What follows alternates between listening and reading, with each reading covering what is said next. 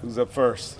So, yeah, for starters, just looking at what you have in that locker room at your disposal, just how are you feeling about your position group? It's all great.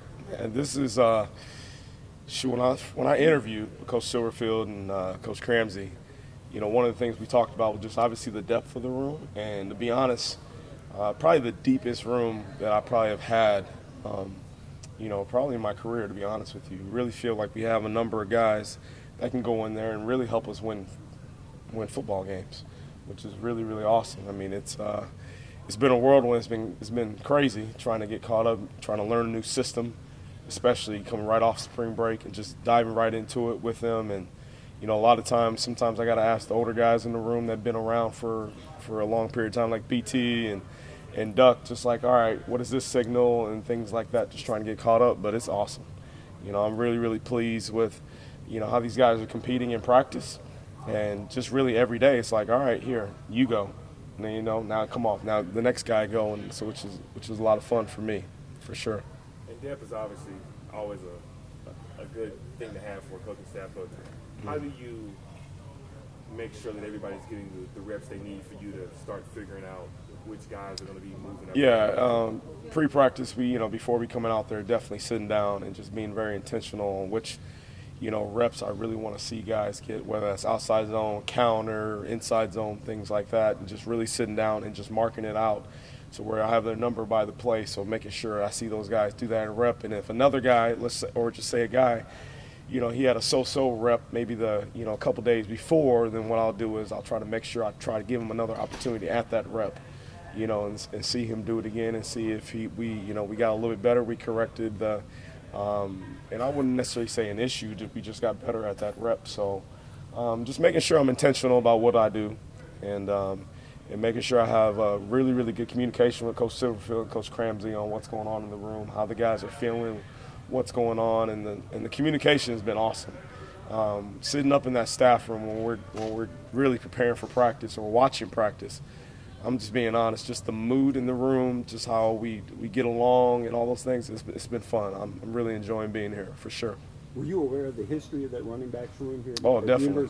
Yeah, definitely. So I won't get into the full story, but I'll definitely tell you just a snip of just how this all went for me. I was actually getting on an airplane to go do something, and then got an opportunity to talk to Coach Silverfield, and he really asked me about this job. And when I mean it was a no-brainer for me, it was a no-brainer to have an opportunity to come down here and to interview and to see this place, because I've been on the other end a couple different times of coming down here, but now coming here, being a part of this program, knowing the history of running backs, and I'll just be honest with you, it carries a lot of weight when you're the running backs coach here, and when you're coaching these guys.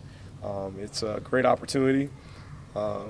Every day to me it's like 4th and 1 coming into this building. Like, we have to go get it, because the running backs were the legs of the team. We do everything that we're the stable, all the things that these guys have went by here over the years. They have to do everything. You can't run the ball without them. I mean, they have to block, they have to catch, they have to do everything.